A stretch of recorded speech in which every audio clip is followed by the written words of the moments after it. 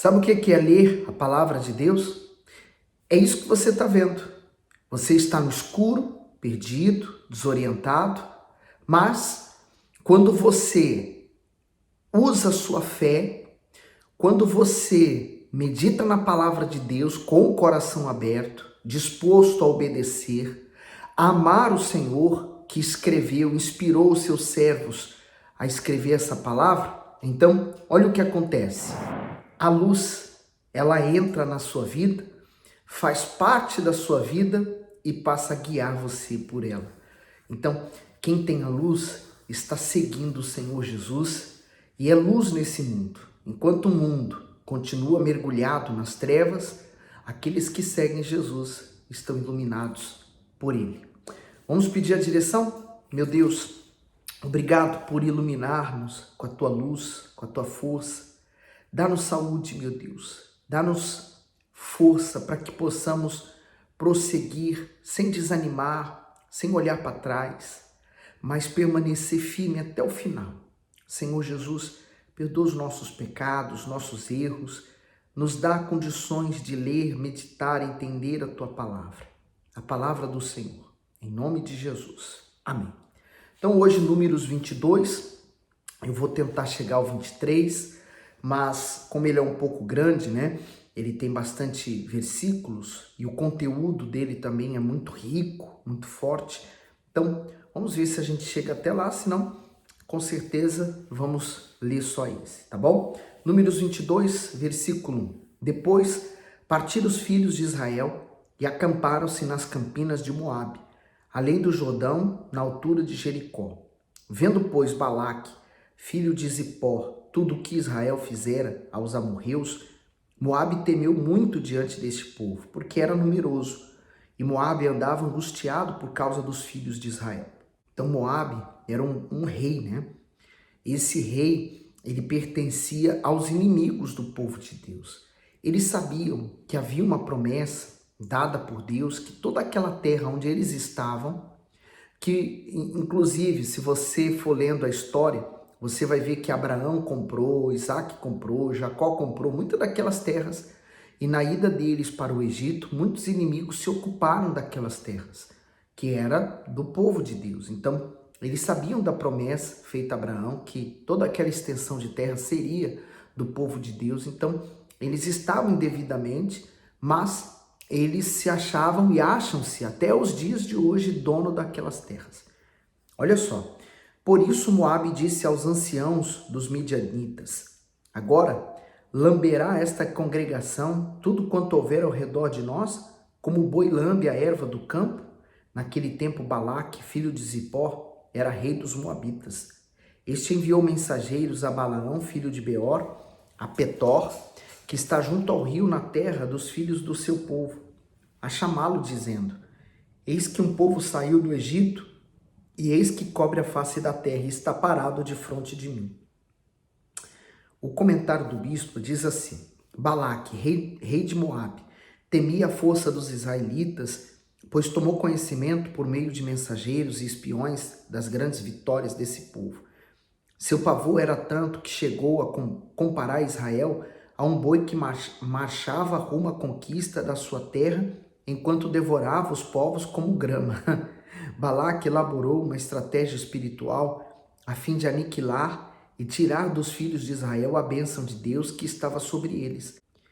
Assim buscou os serviços de Balaão, um profeta medianita, como está em Deuteronômio 23:4, e vamos ler na história agora, para que amaldiçoasse o povo de Deus. O rei, porém, não contava que a força daquela nação não estava em seu numeroso exército, e sim no Todo-Poderoso, que atuava como general de guerra na frente de suas batalhas.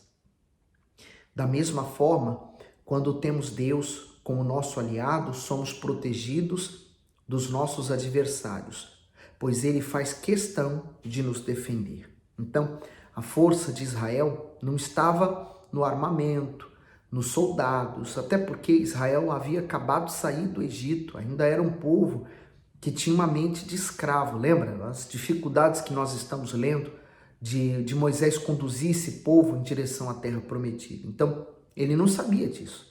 né? As dificuldades internas. Ele pensava, ele olhava aquela vasta multidão, ele imaginava, é um exército invencível. Mas a força deles não estava no número, estava em Deus. A sua força não está no seu diploma, na sua sabedoria, no seu dinheiro, na fama. A sua força tem que estar em Deus.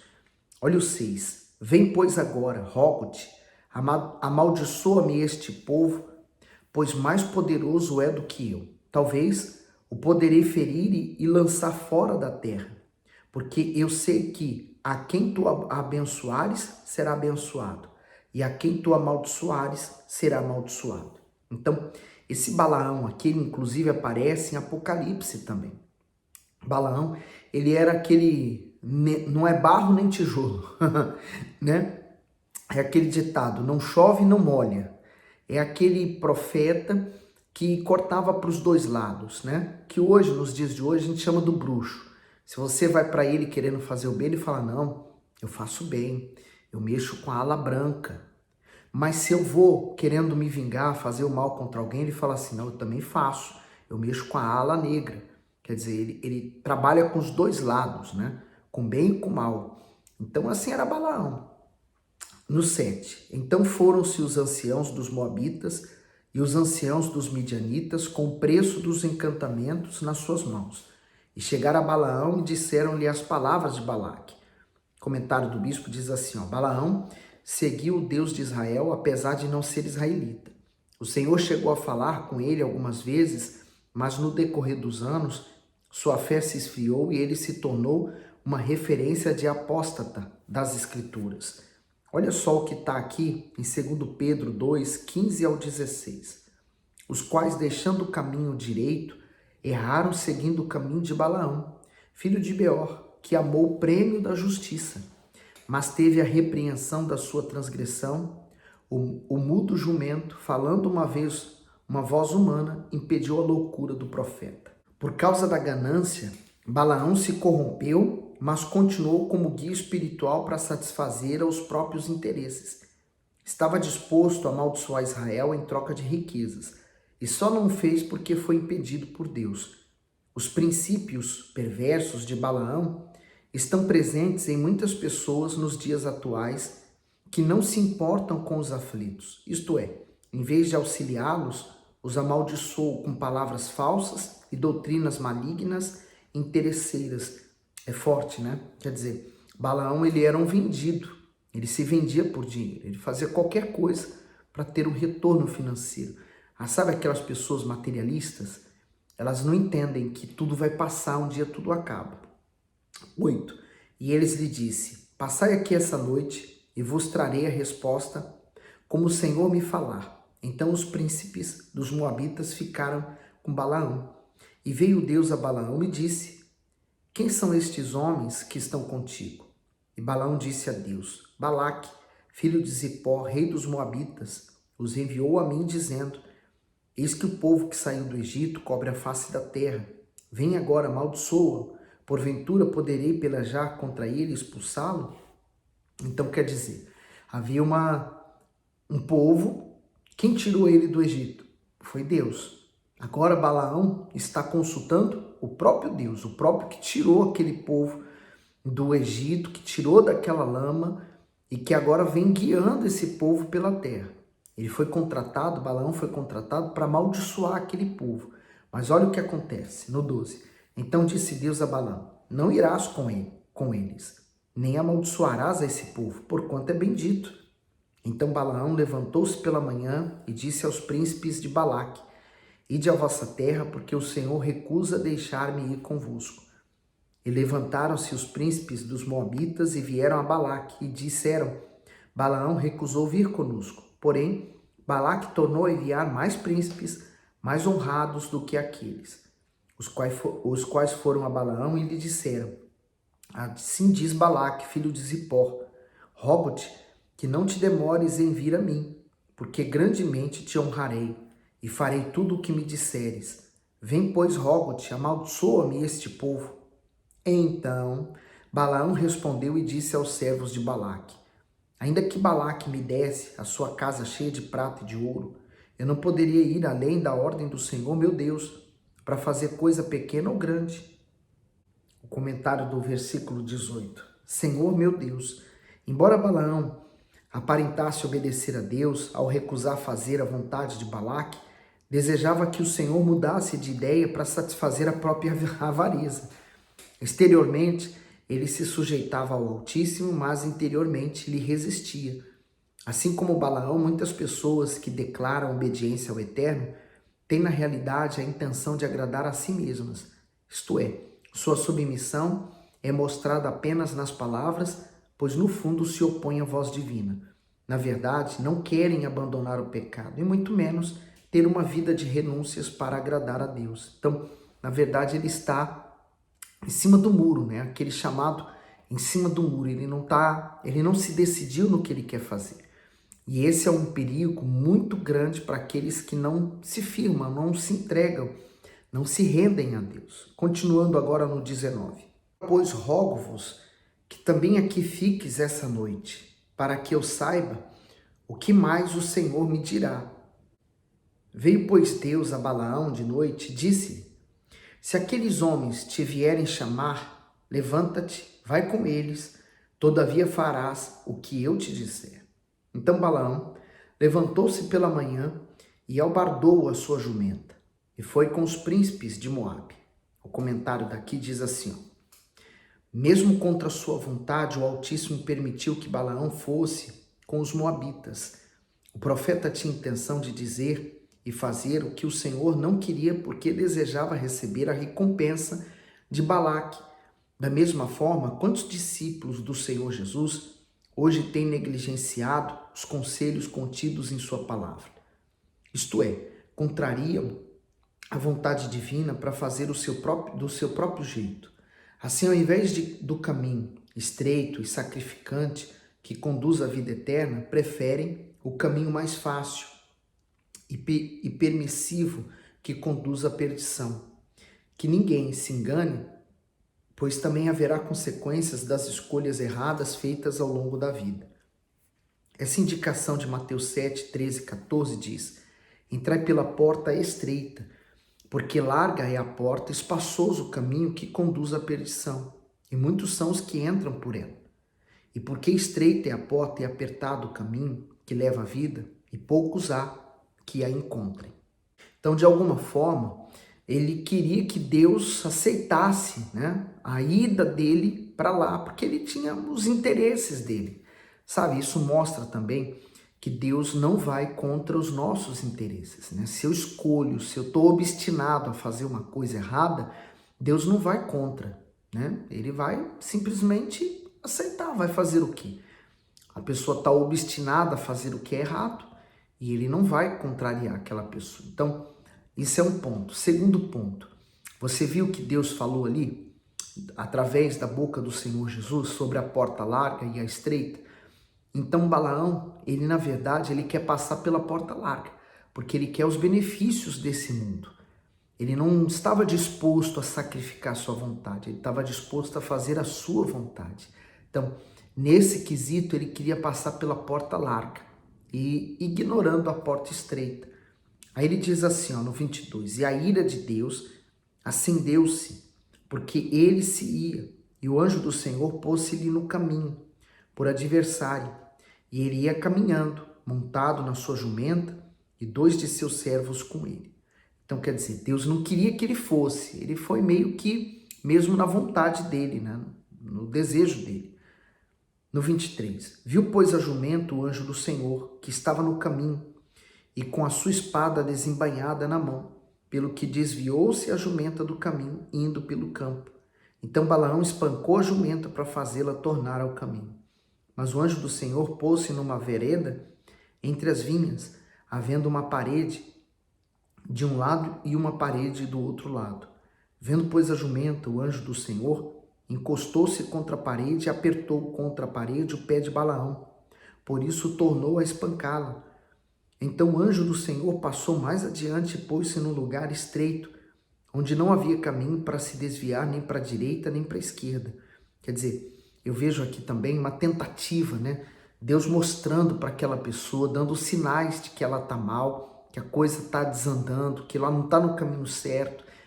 Isso diz respeito não é a pessoas que estão lá fora, são pessoas que estão na igreja, são pessoas que são ditas servas, servos de Deus, que já foram buscadas um dia, já estão buscando na igreja, mas por alguma razão elas estão na mesma condição que Balaão, obstinadas a fazer algo que é mal. 7. Vendo a jumenta, o anjo do Senhor deitou-se debaixo de Balaão. E a ira de Balaão acendeu-se e espancou a jumenta com o cajado. Então o Senhor abriu a boca da jumenta, a qual disse a Balaão: Que te fiz eu, que me espancaste estas 3 vezes? O comentário daqui diz: a jumenta serviu como instrumento do Altíssimo para impedir a insensatez de Balaão, pois ele estava ansioso para fazer o que era mal. Enquanto seguiam pelo caminho até Moabe, o animal teve não apenas os olhos espirituais abertos, mas também a boca. Usada por Deus, a jumenta livrou o seu próprio Senhor dos laços da morte. Segundo Pedro 2,16 diz: Mas teve a repreensão da tua transgressão. O mudo jumento, falando com voz humana, impediu a loucura do profeta. Sabe, eu penso o seguinte também. Por vezes a pessoa está fazendo o que é errado e ela dá um mau testemunho para o incrédulo, para uma pessoa da escola, do trabalho, de casa, que não vai na igreja. E aquela pessoa fala assim: você vai na igreja e faz isso? Você está naquele lugar, você fala que busca Deus, mas fala dessa forma? Você diz isso, mas tem essa atitude? Quer dizer, a pessoa, ela termina revelando um mau exemplo, um mau caráter.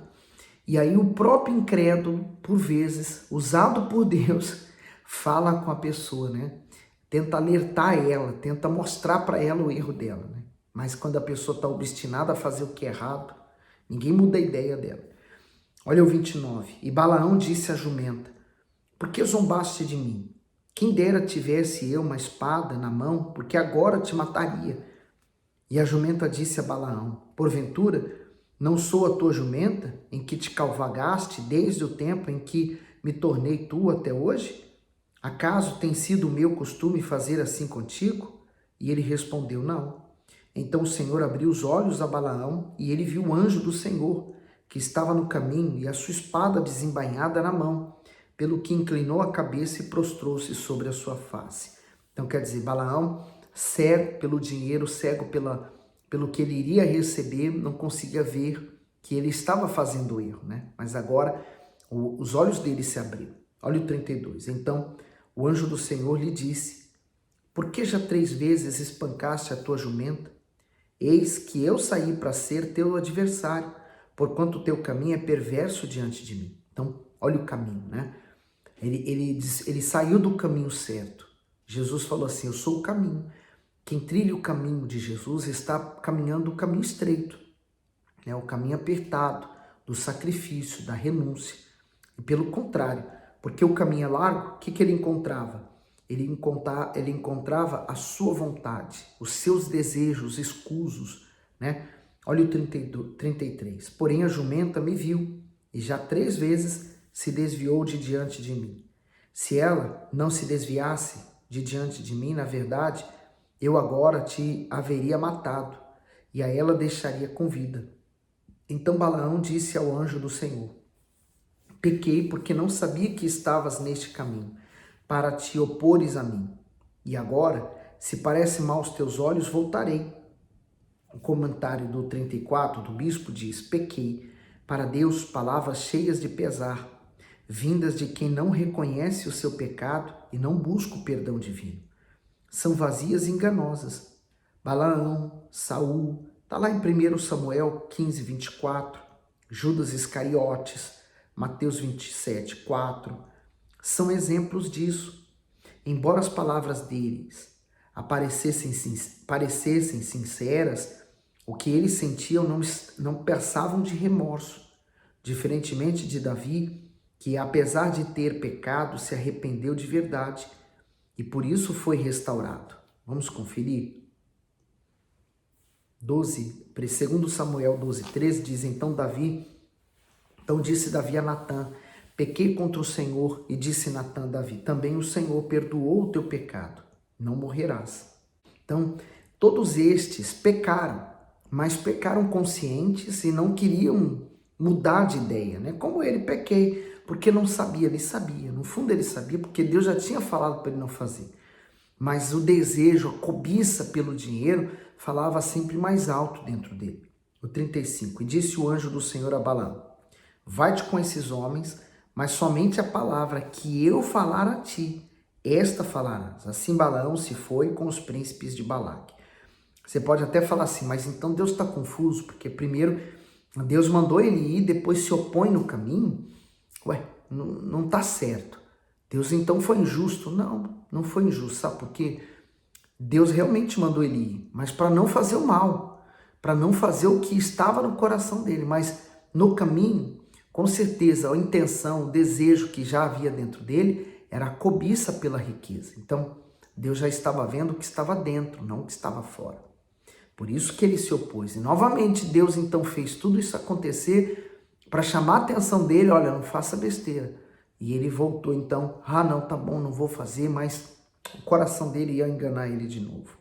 No 36, ouvindo pois Balaque que Balaão vinha, saiu-lhe ao encontro até a cidade de Moabe, que estava no termo de Arnon, na extremidade do termo dele. E Balaque disse a Balaão, porventura não enviei diligentemente a chamar-te? Por que não vieste a mim? Não posso eu, na verdade, honrar-te?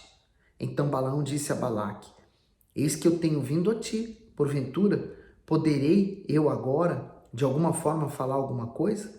A palavra que Deus puser na minha boca, assim, essa falarei. E Balaão foi com Balaque, e chegaram a Quiriate Uzote. Então Balaque matou dois bois e ovelhas, e deles enviou a Balaão e aos príncipes que estavam com ele. O sucedeu que pela manhã Balaque tomou a Balaão e o fez subir aos altos de Baal, e viu ele ali, e viu ele dali a última parte do povo. A história de Balaão não termina aqui. No próximo capítulo você vai ver como é que ele foi usado pelo próprio diabo e como que ele conseguiu influenciar para a derrota de Israel. Você vai entender. É muito profundo essa história de Balaão, porque ela nos ensina muito. Todos nós estamos sujeitos a viver uma situação como essa, né? em que temos que escolher sacrificar, parecer que estamos errados, aos olhos humanos parecer que estamos perdendo, parecer que nós estamos diferente, né? Indiferente às coisas, mas vai valer a pena pelo sacrifício que vamos fazer, porque o benefício que vem de Deus é muito maior. A alegria, o gozo, a paz, a tranquilidade, saber que você está no caminho certo, isso não tem preço, né? E Balaão, infelizmente, ele está se vendendo. E cada vez mais ele está entregue, né? Quando a pessoa quer ser honrada pelos homens, ela não pode ser honrada por Deus. Quando ela é honrada por Deus, ela nem se importa com a honra dos homens, porque a honra dos homens é pequena comparada à honra que vem de Deus. Então, vamos vigiar nossas atitudes para nós não cairmos no mesmo erro que Balaão caiu, né? Um erro muito grande e tudo começou dentro dele, porque exteriormente não havia mudado nada, mas interiormente, no coração dele, todas as maldades já estavam sendo maquinadas. Vamos em frente? Bom, não esqueça de fazer seu comentário do que Deus tem te ensinado, dê o seu gosto, manda esse vídeo para alguém, tá bom? Deus abençoe você abundantemente.